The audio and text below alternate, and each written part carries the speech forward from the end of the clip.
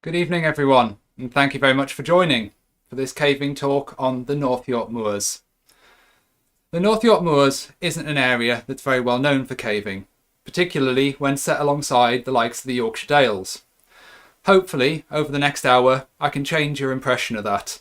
I'm going to be telling you about the kind of caves that are synonymous with North York Moors caving, the Windypits.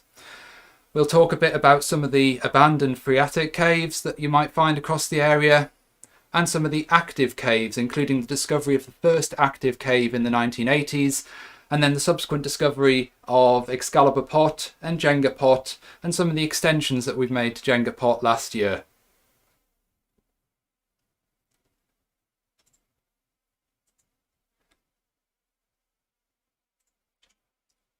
First of all, I'd like to tell you a little bit about the clubs that are involved. First of all, we've got Scarborough Caving Club, who changed their name in 2010 to the North York Moors Caving Club. They've been around on the North York Moors scene since the late 1980s. And they are responsible for example, digging the dry entrance to Bog Hall, some of the explorations in Kirkdale Cave, the discovery of various new Windypits across the area, all of which we're going to talk about this evening. In 2007, they teamed up with some of us from York, and since then they've been involved in exploration at Excalibur Pot and Jenga Pot too. I'd like to draw your attention particularly to their website, nymcc.org.uk. If you're doing any kind of research project on caving, either in the North York Moors or any of the less well visited caving regions, such as the Northern Dales or the Northern Pennines, there's a really good load of resources on their website, including the Mouldy Warps journals and some of the publications from YURT, the Yorkshire Underground Research Team. So it's a really good place to go if you're doing any research. And secondly, there's my club, York Caving Club. We got involved in the North York Moors in 2006, but as a club we didn't start until 2009. And we've grown from our original founding members to a club with about 30 people now, regularly involved in caving across the UK. If you want to find out a little bit more about the kind of projects we're involved in the North York Moors at the moment, there's various resources there on our website. The second thing to introduce is where we're talking about, the North York Moors. Now, if you're not from the north of England, you might be forgiven for not knowing too much about the North York Moors. It's one of the least well visited of the northern national parks, and people often forget about it in favour of the Yorkshire Dales or the Lake District. But it is a really stunning landscape. You've got heather moorlands, rolling hills, some of the best coastline in the north of England, and some picture postcard villages as well. But for cavers, the part of the North York Moors that's most interesting is this pink band of Jurassic limestone that runs across the south end of the national park. And this limestone is a continuous band running all the way from just west of Scarborough, all the way across to Sutton Bank, which defines the southwestern edge of the North York Moors. You'd think, with so much limestone, that this area would house caves easily comparable to the Yorkshire Dales. Unfortunately, that's not true. And the caves are tend to be much smaller and less well developed. And that's partly because the limestone's very different. It's Jurassic limestone rather than Carboniferous. It's grittier, it's less pure, and it's thinner, and it's interspersed with gritstone bands. So it doesn't really seem to form the kind of really extensive caves that you see in the Yorkshire Dales.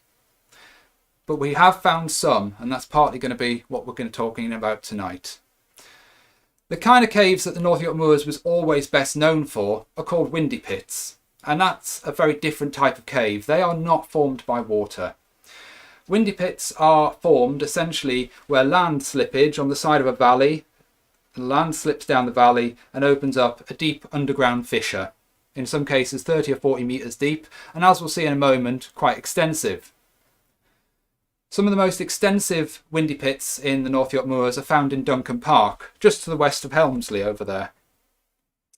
So we zoom in a little bit. So on this map we've got Helmsley up here, and then we've got the River Rye running westwards here.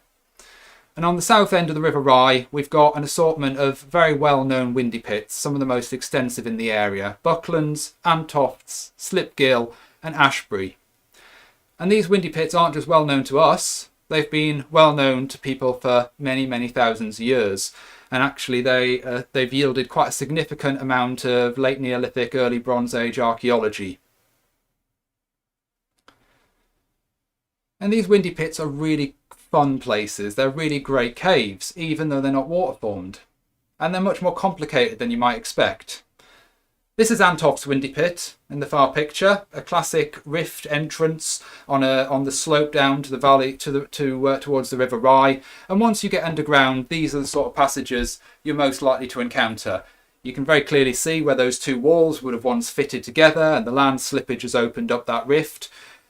Typically a dry block floor, and occasionally some sort of blocks jammed in the rift as well. If we look at a survey of Antof's, it sort of shows the linearity of it.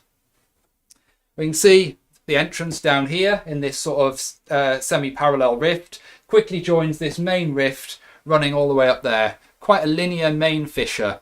So Antof's is certainly one of the simplest in terms of structure of the main windy pits, typically achieving a depth of about 40 metres. But it does have a little bit of complexity. You can see at a few places it's intersected a perpendicular rift to add a little bit of interest to its main passage. Similarly, Noddle End Windy Pit. It's not actually part of Duncan Park, and it's open to cavers to go and have a look at. It's got two entrances, so you can do a short through trip. But again, a relatively linear rift with a few parallel and perpendicular rifts joining it. Really classic windy pit features: a good wide rift, jammed blocks, dry block flooring, and quite a yellow colour in the walls. But not all the windy pits are quite so simple and linear. If we look at this survey here, this is Buckland's Windy Pit. And you'd be almost forgiven looking at that survey image for thinking that Buckland's is actually a water-formed cave. That could be a snippet from any survey of any water-formed cave. But this is a windy pit. It's not formed by water. And what we've got in Buckland's is a much more complicated network of fractures, all at different angles, all converging at this central chamber.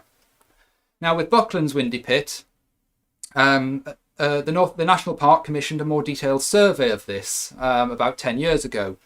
And the main reason behind that survey was because they were doing some forestry in the area, and they were a bit worried that the tops of some of these fissures here were going to potentially come a little bit close to some of the forestry tracks, which would be a little bit upsetting. Now this survey shows in remarkable detail all the different angles of fissures all coming together at that central chamber, and shows off the complexity of Buckland's Windy Pit really well. It is certainly one of the more complicated of the major windy pits. And not all windy pits are like that in character either. Some of them are like giant boulder ruckles. Essentially over here we've got Blood Windy Pit near the village of Was. And then we've got Ashbury Windy Pit here up near Revo Abbey. I like to think of these as if someone's excavated a 30-metre deep hole, 50 metres wide, and then lobbed a load of boulders back into them, and essentially like giant boulder pits. And they're quite good fun to wind your way down through the boulders and the cavities and the small chambers to get to the bottom of them. And although they're some of the major windy pits, they're found all across the North York Moors, a lot of them quite small. We've got a windy pit from Dolby Forest near Pickering here, only about 10 metres deep and 10 metres long once you get down there. Duckendale Windy Pit, which is near Was, and then some very, very small windy pits here. This is Great Relief Pot, and this is only a few minutes walk down from Sutton Bank Visitor Centre, just off the main footpath, which is literally right behind the camera there. And that is only about 5 metres long, but the draft it puts out is quite significant, suggesting that there are significantly more fractures in there and fissures in there to find. So some digging might pay dividends. And windy pits are always going to be getting discovered. The great thing about them is that there will be hundreds of them across the national park that have not yet been found. And that's because simply they haven't opened to the surface yet. And we keep getting tip-offs of new ones, and we're going to talk a little bit about some of the ones that have been found in the last couple of decades. In the 1990s, the Scarborough Caving Club were looking at Dalby Forest and a quarry up in Dalby Forest, where they noticed a tiny fissure in the floor. You can see the little dot of light up in that far corner. With a little bit of enlargement, that fissure opened out into a 15 to 20 metre deep pitch into this really very, very nice rift here. This is 100 metres long, very wide, quite well decorated. And you can even see this one has some, what looks like some sort of solutional activity going on the walls as well, probably due to water flowing down the walls rather than actually being formed by water per se. As recently as 2011, we received a tip-off from a local farmer that a hole had opened up in his field near Old Byland. And we were lucky enough to be able to come and have a look at this. Looking at this field, other than the hole itself, there's nothing anywhere else in that field to indicate that there might be a cave under there. It's a perfectly flat field, no depressions, no openings, just a hole that opened up underneath a tractor, no doubt causing a bit of a shock. We were able to come and explore that, and what we found was probably one of the finest Windypits in the North York Moors. MSG Hole has this absolutely splendid main rift here. You can see very clearly how these two walls, of course, would have once fitted together before the land slipped, and the rift runs parallel to the valley edge running down to the River Rye. And this is actually a 13-metre pitch, which is quite unheard of. In fact, if you rig that for SRT, it's even got a deviation on it, the first such thing in the North York Moors, which caused a little bit of a shock for some. MSG Hole is about 100 metres long and has a couple of up pitches and a couple of down pitches to get to the far end of it. We were lucky enough to be given the chance to survey it, and in this side view survey here we've marked on the surface of the field here, and you can see that there's several points along MSG Hole where it comes within about 5 metres of the surface. We simply we mentioned this to the farmer, and we suggested that if he's driving his tractor over some of these bits, he might want to put his seatbelt on. The rift itself is relatively linear, with this little side leg here and the final chamber here. And that's not the end of the story. As recently as post-lockdown 1 last year, the North York Moors Caving Club were back up into the North York Moors, this time armed with LiDAR, which a lot more cavers are discovering now as a really, really useful tool for finding new caves. A little bit of work in the entrance, and they found themselves in this new windy pit called Thunder Windy Pit, which I haven't had the privilege of going down myself yet, but I'm assured it's a really very fine windy pit, moderately well decorated, and about 70 metres long as well, which is not a bad length at all for a new windy pit. Not a bad find for straight after lockdown.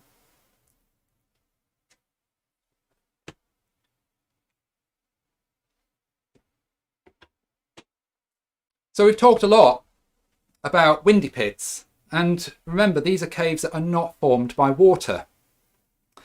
What about caves that are formed by water? There are quite a few, but most of them are abandoned and they don't carry water anymore. So until the discovery of Bog Hall, which we'll talk about in a bit, the longest water-formed cave is this one here in a quarry. It's called Kirkdale Cave. And this was actually discovered in the 19th century, and quite a lot of archaeology was recovered from there, various exotic animal bones, mainly because we think that this used to be a hyena den. So Kirkdale Cave is reasonably extensive. This is the survey of it. So for now, just ignore this side of the survey and focus on everything to the left-hand side of there. We've got the entrance in the quarry face at the far side, and this point here was the final point of the cave until very recently. And it's quite a small cave. The passages are mostly crawling or sideways thrutching, quite a lot of mud, but generally quite dry. This point here, on the other hand, pooled water and was quite a tight, awkward squeeze that had to be dug out. And the Scarborough Caving Club in the 1990s dug past that restriction, and they discovered quite a significant number of extensions to Kirkdale Cave, including a crossroads. Now, you can probably tell from the name of some of these extensions. We've got Asphyxia, and the Screaming Abdabs. These are difficult bits of cave, and they're not very pleasant. There's limited air circulation for digging, and quite muddy and grim. Not the finest place to dig, but a really significant extension, pushing Kirkdale over 400 metres in length, and easily, at the time, the longest water-formed cave that was known about in the North York Moors. But it's not the only one. There's various other abandoned water-formed caves dotted all across the national park. In the top there, we've got Fadmore Cave, which is almost walking height for about 40 metres. Manor Vale Cave in Kirby Moorside has a small walking height section, but you can see it's a really beautiful rounded passage. Teignmouth Cave just above the River Dove. And over there we've got Lingmore Cave just above Hutton Beck. And these are all only about 30 metres long. But the problem with all of these caves, including the far reaches of Kirkdale, is they're all very heavily choked with glacial mud. They've become calcited up, or block falls have blocked the way. And lots of these abandoned caves could have once played a very significant role in the hydrology of the North York Moors in post-glaciation times, for example. But now they're totally choked up, and very few of them extend any distance at all. And these waterform caves are spread all over the place. We've got some here in the Forge Valley, just to the west of Scarborough, and then there's phreatic relics being found all the way over near Sutton Bank at Boltby Quarry, for example. And so they're dotted all over the place in this Jurassic limestone. But the area that we're most interested in for the next part of the story is round here, round Kirby Moorside and Hutton le Hull, because this is where the story of the discovery of the first active cave plays out. This is Bog Hall Rising in the River Dove, just near Keldholme. And this is a really active rising. All the water you can see in this photo is coming out of that rising.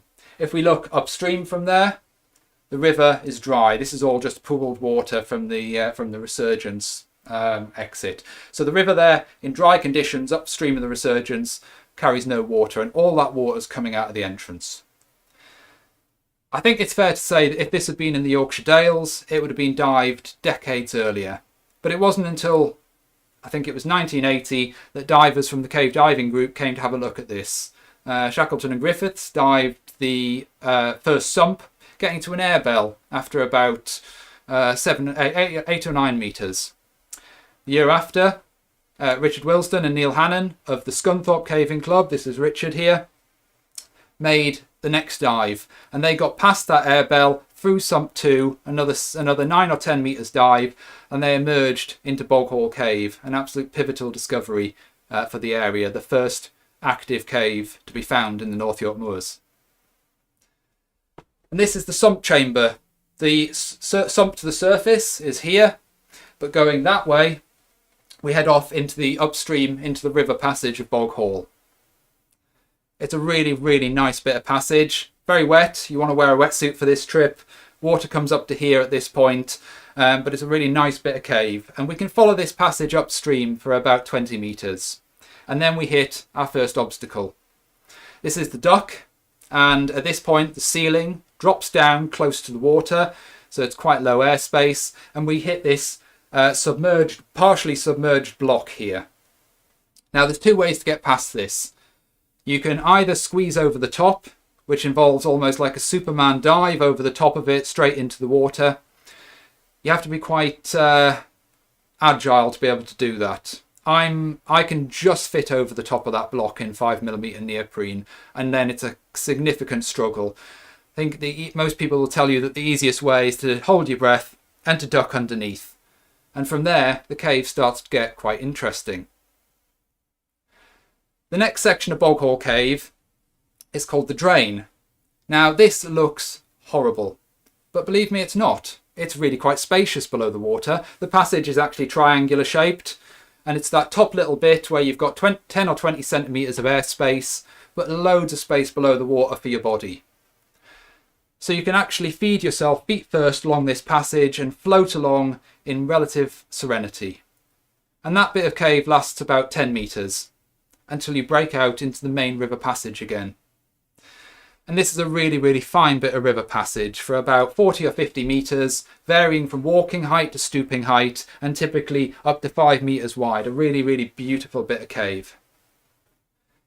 Unfortunately, only about 100 metres from the entrance, the cave terminates at this large chamber called the font. And between the camera and Richard over there is a very deep pool of water. That pool is in the region of 18 or 19 metres deep, with all the water that's flowing out of Bog Hall Cave welling up from the bottom of it.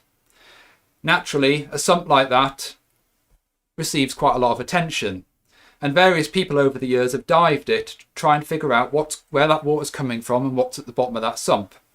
There's a shelf about 6 or 7 metres down, and beyond that you're essentially descending a rift.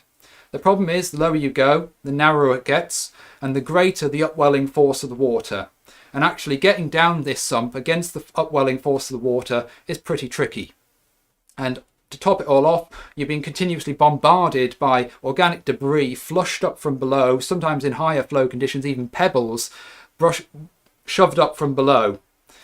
The most recent effort to dive the font was Adrian Hall in 2016. And he managed to get down to a depth of about 18 or 19 metres, where he thinks he got his feet onto the floor, and the onward passage from there, the upstream passage from there, started to go horizontal. But the problem is, you're in such a restricted situation there that the chances of being able to push that any further upstream look fairly remote. That's not to say we wouldn't welcome anyone else to come and have a go.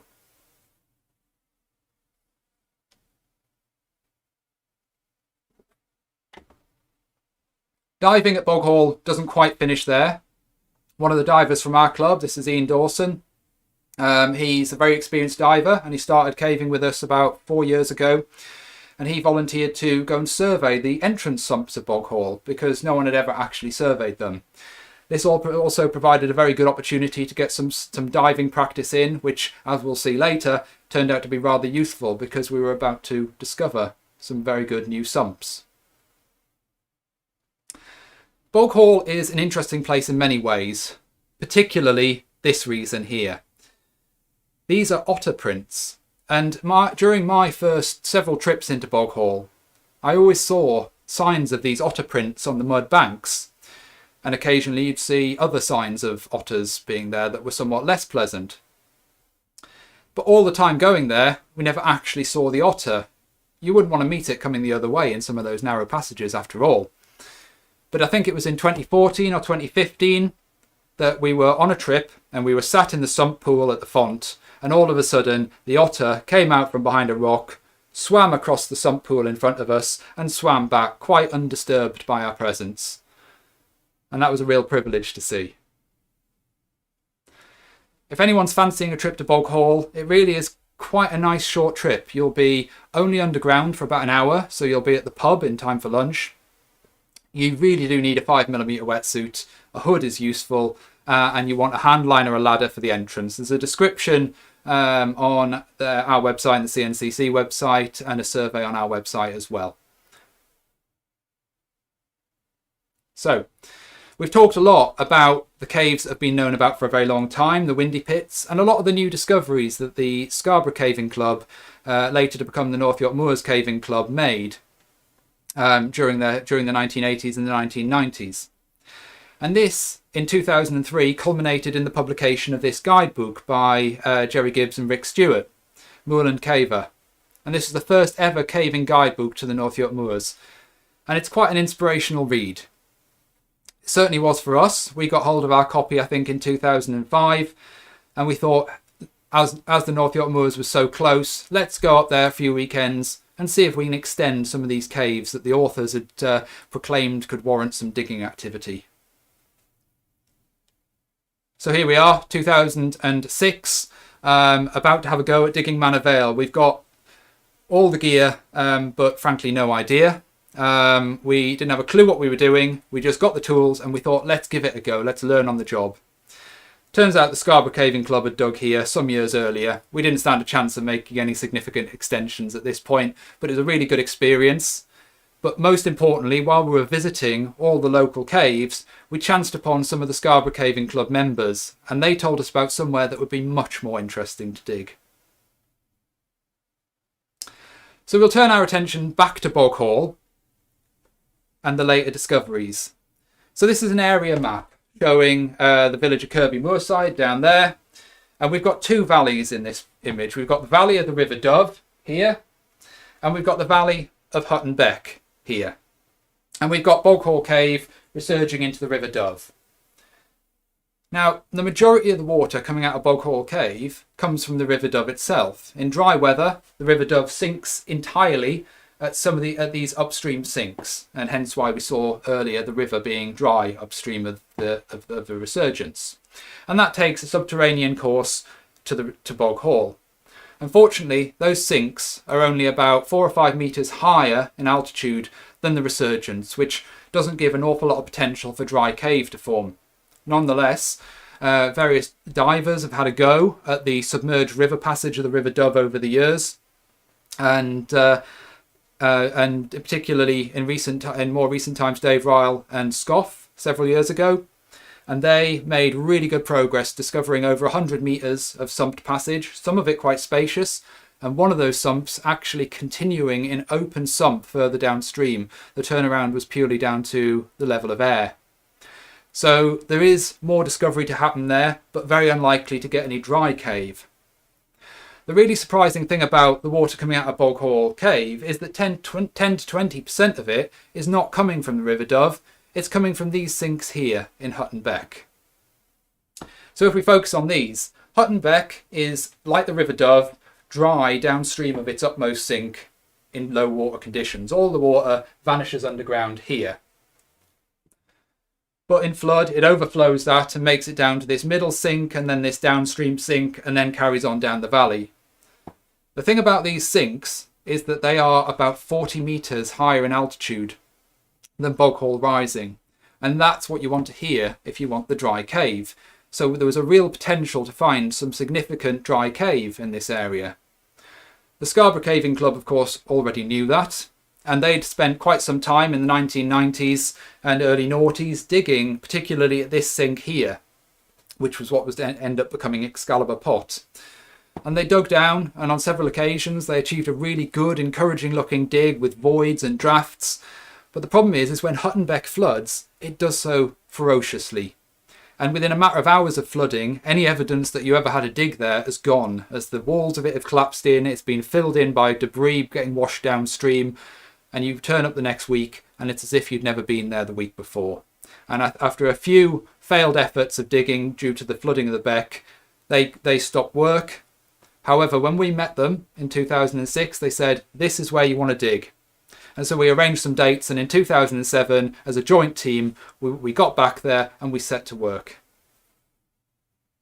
And this was day one of digging in Hutton Beck at that sinkhole. We actually arrived at a really fortuitous time, because you can see here that the water is flowing into the sinkhole, but it's not flowing out of it at the far side. So we actually caught the river on a receding flood, which allowed us to see firsthand how much water that sinkhole was able to swallow. Within a couple of hours of that image being taken, the river had receded up to the top sinks, and to our luck, it stayed there for at least 2 months after that, which gave us the perfect window to pursue the dig. Anyone who's been involved in cave digging will recognise the sort of shanty town that you see evolving here, with the usual array of knackered tools, decommissioned rope, and probably just off the side of that image, a 24-pack of beer. And we had some great weekends pursuing a downward dig that only took about 5 weeks. This is a very accurate representation of what happened. We were able to pursue a downward shaft via 2 constrictions into a small chamber where you could easily get a working digger. 2 further constrictions were passed to end up in this chamber here, and that chamber had a floor of mud. And it was while digging in that mud, only 5 weeks into the dig, that we heard the sound of stones and mud falling below. It's what every digger wants to hear, as long as you've got your feet on something stable. And underneath us we found a 7-metre pitch vanishing off into the darkness. Well, of course, caving lights back in 2007, it looked a lot further. Shortly after that, there was another pitch, another 6-metre pitch here, dropping down into the main chamber of Excalibur. It was a very exciting day. This is the main chamber of Excalibur Pot. At this point, this was already the biggest water-formed cave chamber in the North York Moors, so we'd already passed one record just that day. And what we then went to do is went exploring. There's a passage goes off where that light is at the back of the chamber, and then just behind where I'm sat in that photo, there's another passage going off. And we explored in the region of 700 or 800 metres of cave that day. Mostly low crawls, bedding crawls, cross rifts, avens, trickling, percolation-fed streamways.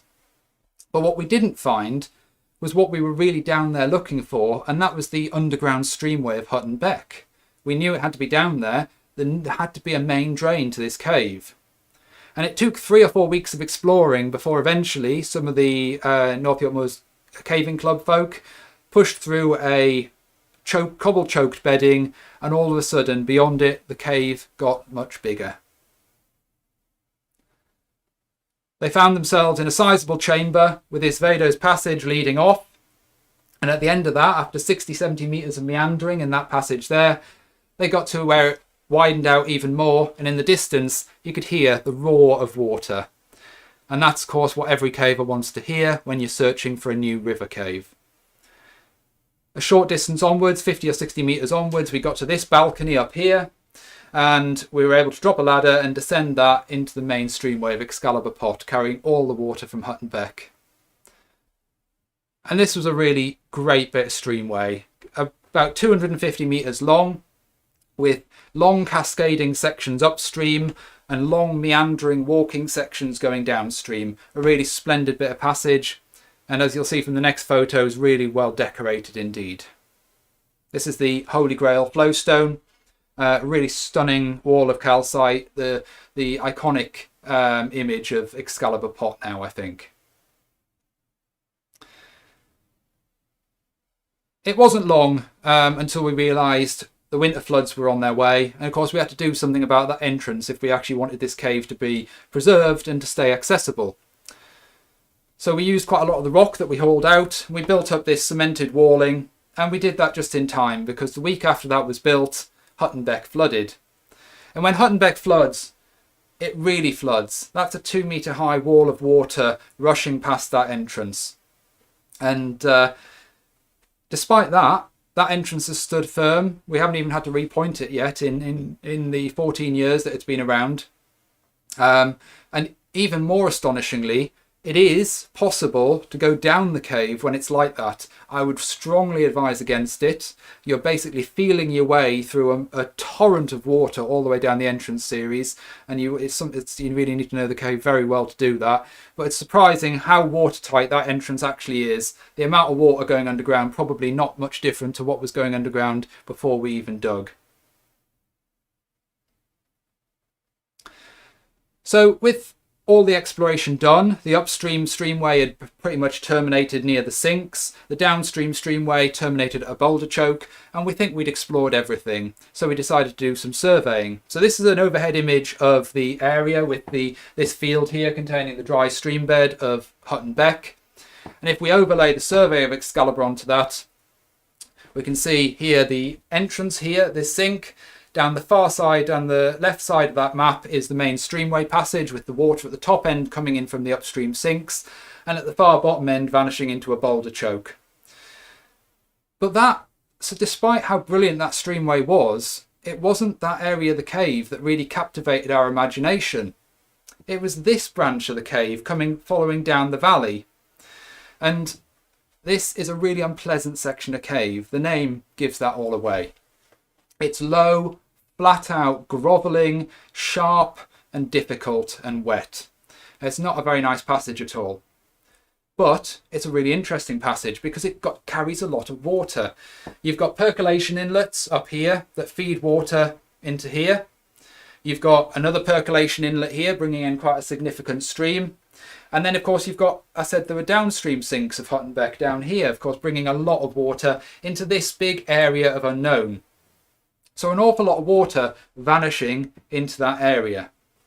So we wondered, is there more cave to find? Is there a more significant system to be found on that side of the valley?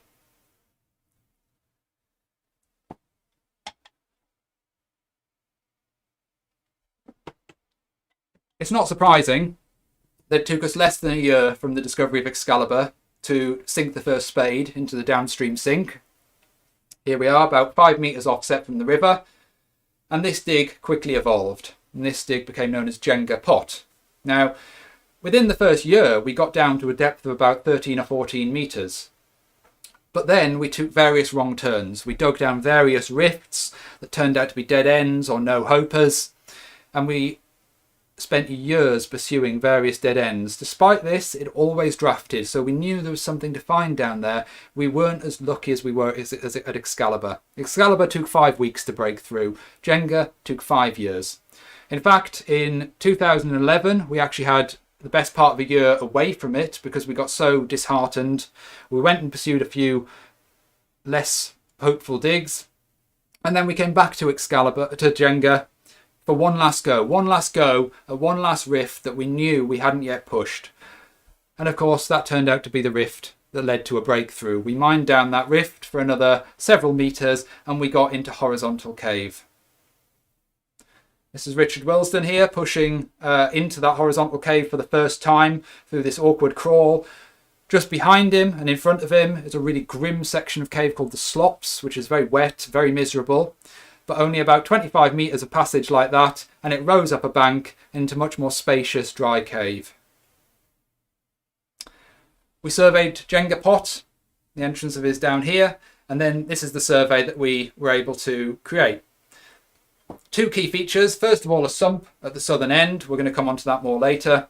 But then passages heading north in the same direction as Excalibur. So clearly those 2 caves are on a bit of an intersect course. Our attention then turned to another entrance to the system, which was generated here at another sinkhole, and that was intended to facilitate digging in this part of the cave. With that entrance opened, we were able to make another breakthrough and discover more passage from the Excalibur side heading down the valley. And that passage just so happened to basically travel right underneath the northernmost extensions of Jenga Pot. And we very quickly got a vocal connection, and a few weeks later, at the start of 2015, we got a physical connection, and the 2 caves became one. And the whole system was 2.8 kilometres at that point, and the first group of cavers took a trip from Jenga Pot entrance to the Excalibur main streamway and out of the Excalibur entrance. It's a trip I don't think you'll forget. So with the bulk of the system, or as we thought, the bulk of the system now found, we turned our attention to various digs all over the place. Choked rifts, choked up bits of passages, boulder chokes, avens. We started looking all over the place to find more bits and pieces, more extensions. And other than a few minor discoveries, nothing significant came to be. And by about 2018, we realised there were only 2 parts of the cave that were going to lead big discoveries. And clearly they're heading south. So first of all, we turned our attention to the Excalibur Pot main streamway and where it chokes in boulders at the far end, at the downstream end. This is the downstream boulder choke of Excalibur Pot streamway. It's not actually the end of the cave. There's another passage that goes up just up a mud bank on the left, and that goes along for about 20 metres to a chamber called Laura's Demise, and from there you can actually get back down to the stream again. But the stream at that point, rather than being comfortable standing height as it is in that photo, it's only about less than a metre high. You pass through another very small chamber called Primal Scream, a very lonely place, and then the stream vanishes into a bedding passage, this time only about that high and about that much full of water in normal conditions. And for years we'd always thought that was probably as far as we're ever going to push the system.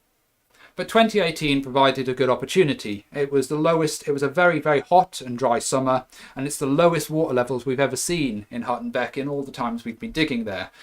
So clad in neoprene, we headed off down there to see if this bedding was going to be able to be explored in the lowest water conditions we've seen to date. And it was. We had a really good fun few sessions pushing this very waterlogged passage into a variety of cross rifts and short flooded bits of passage. Water level, airspace seldom more than that. And after about 20 or so meters, we got to a point where it suddenly opened up, and ahead you could see a bit of black space. And we thought, that's it. We're going to be back into walking passage, and we're going to walk all the way down the valley to Bog Hall Rising. Glory days.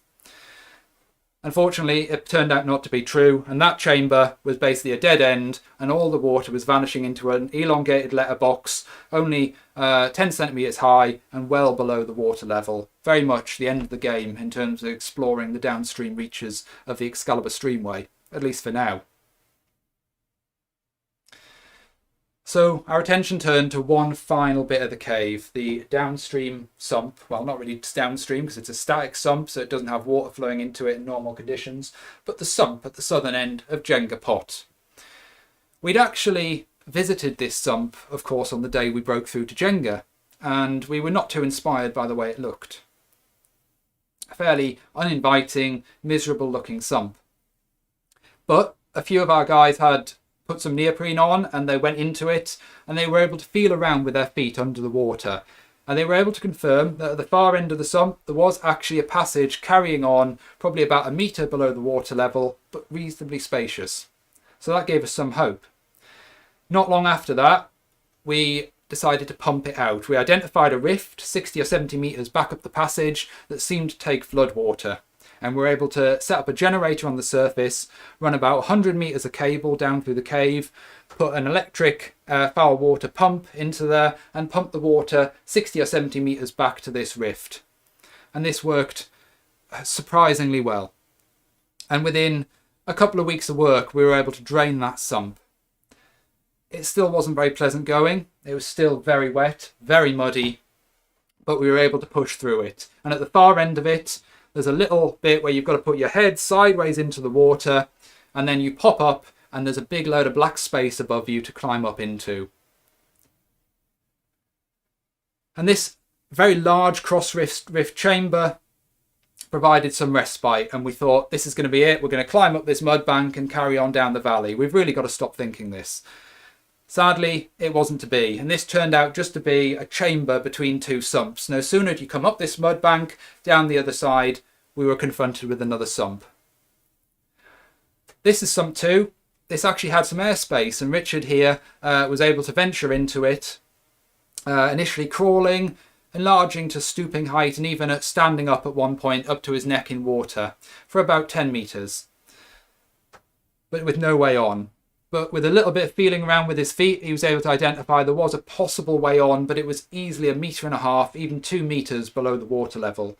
So we were quite daunted. We thought, this is a really difficult task. We've now got a second sump to pump, and not only that, a one that's at least twice as deep as well, with twice as much water in it.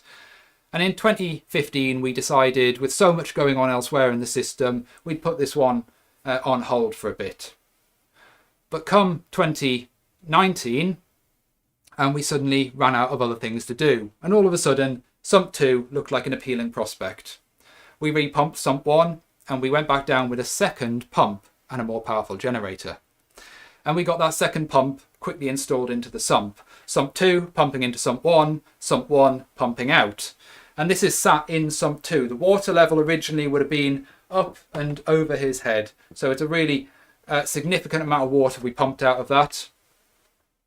But you can just see, this is just towards the end of the pumping operation, you can just see the archway there of the ongoing passage just appearing out of the water.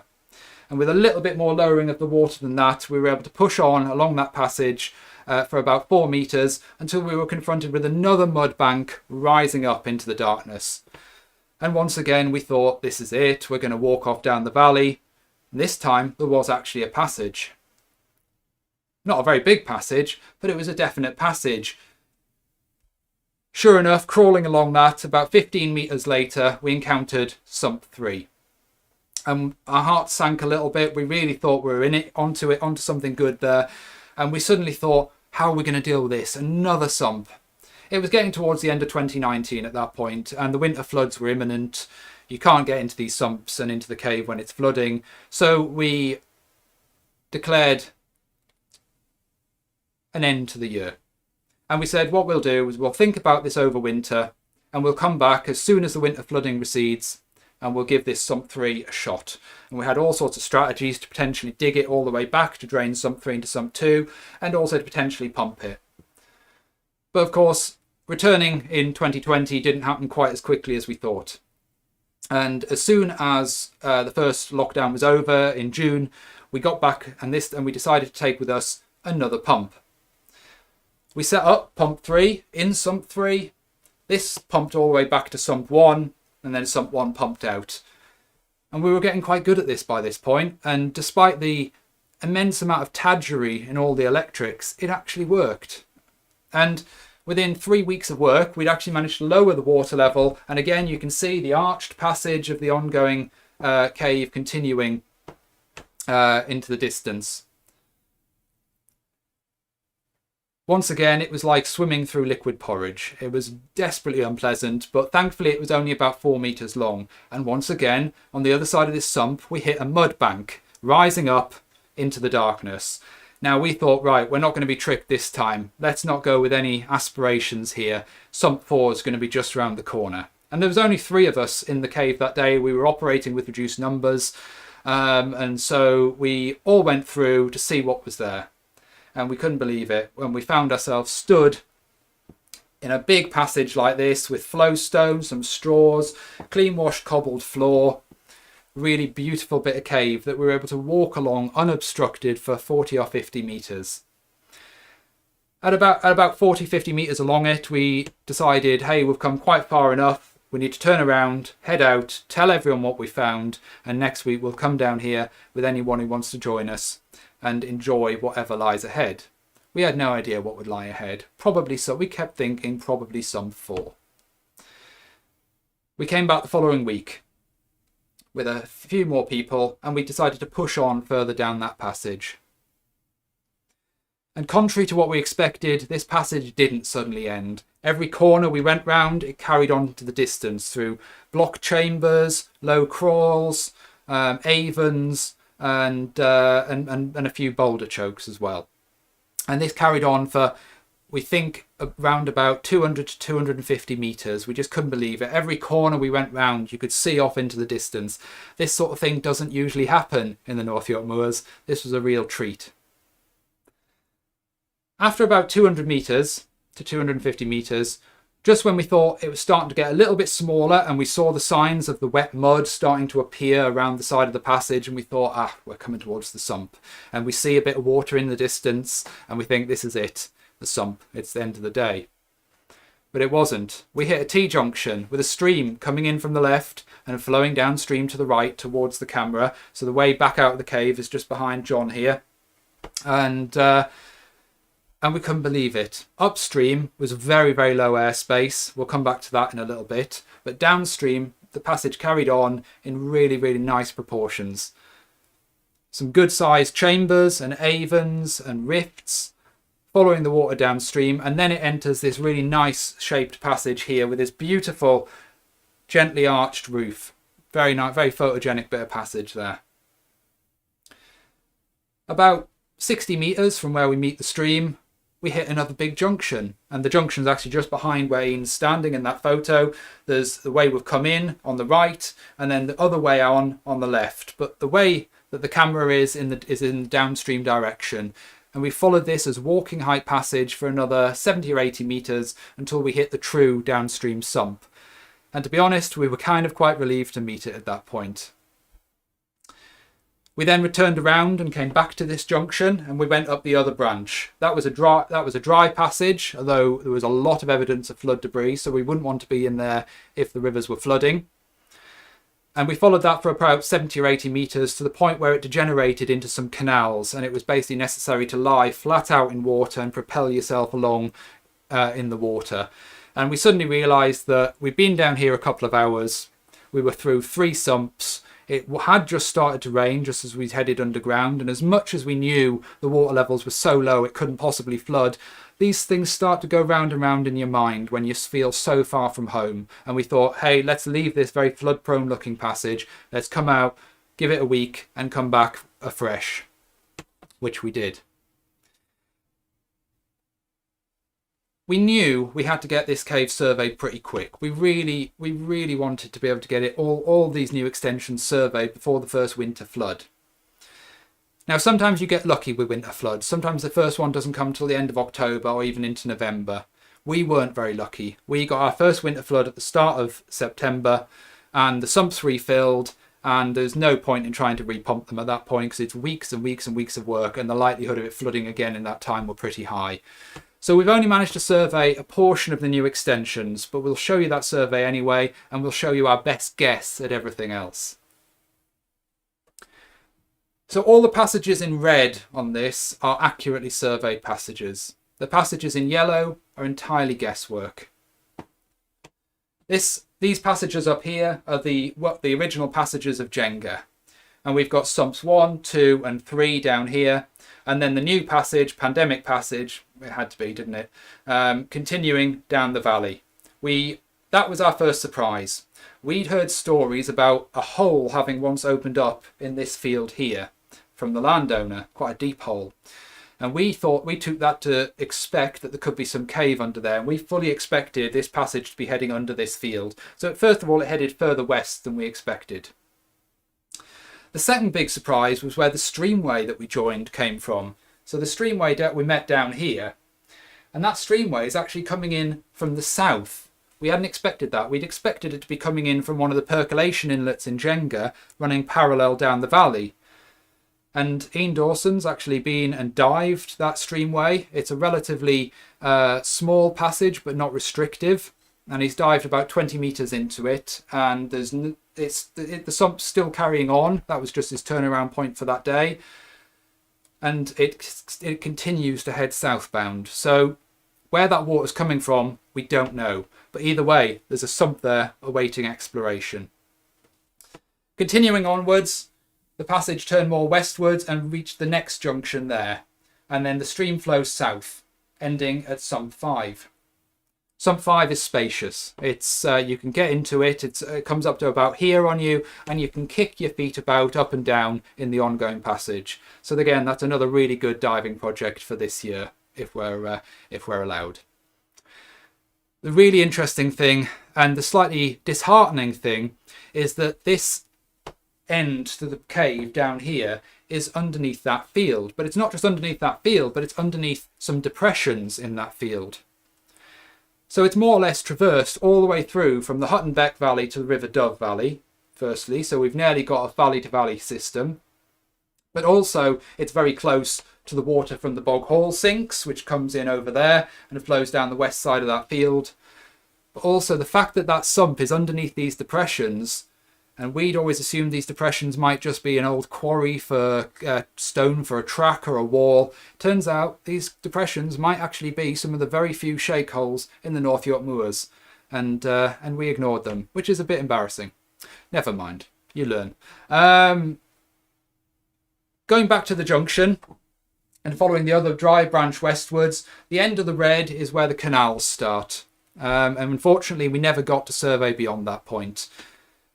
But we went back a few weeks later and we pushed along that passage, and we pushed it another sort of 50 or so metres to a small chamber with tree roots coming in from the roof. So very clearly we're very, very close to the surface there.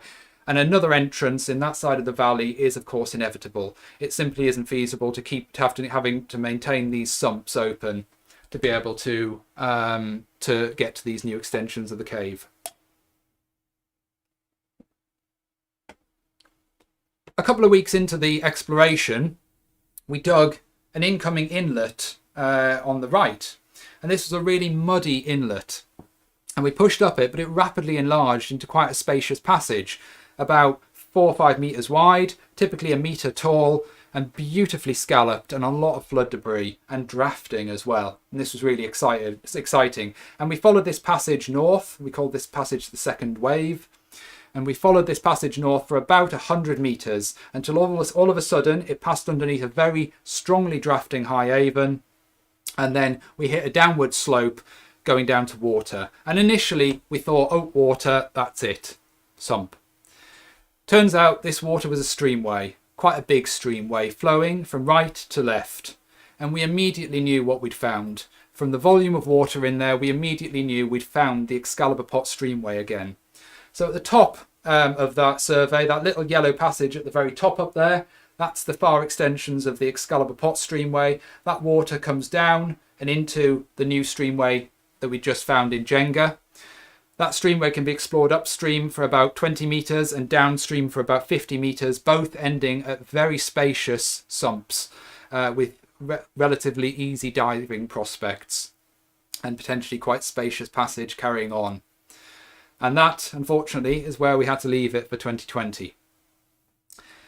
So we leave this system with quite a few things to return to this year.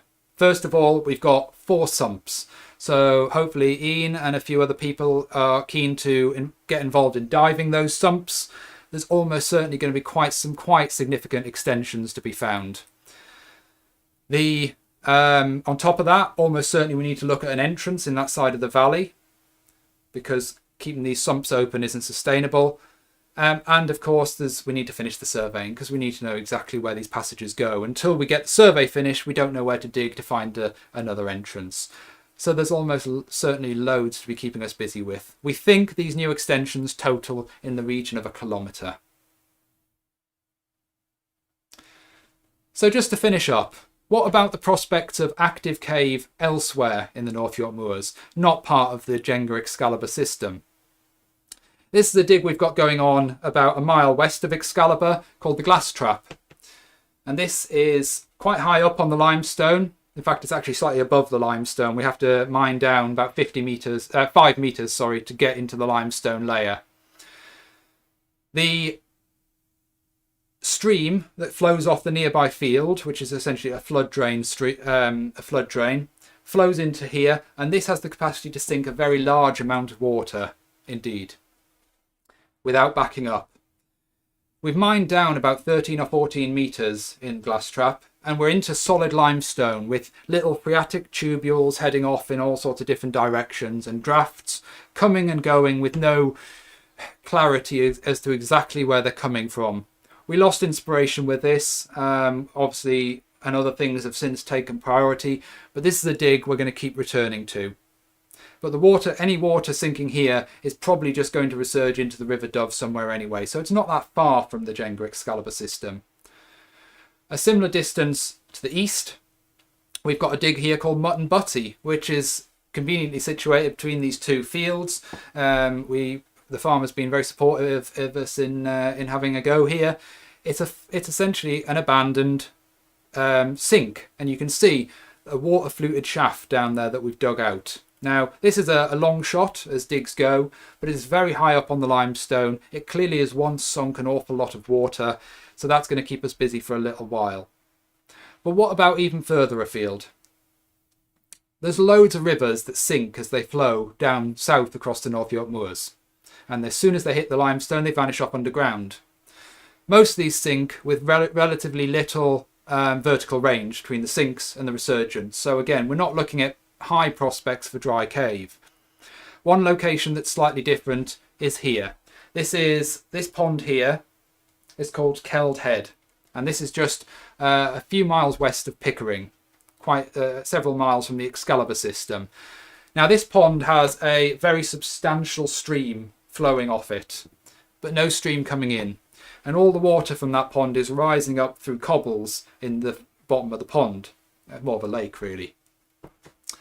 And there's been various experiments to show where the water that feeds that comes from, and it comes from various different valleys north and west of that point. One valley, Gundale, we got permission to have a dig there, and unfortunately that didn't turn up any success. But we know of other sinks, including one near Cropton that takes a huge amount of water and that vanishes into what looks like an open bit of cave. We haven't quite got permission to dig there yet, but we are working on that, and we're hopeful for success on that. That sink is miles from, is a couple of miles north of Keldhead and quite a lot higher in the limestone.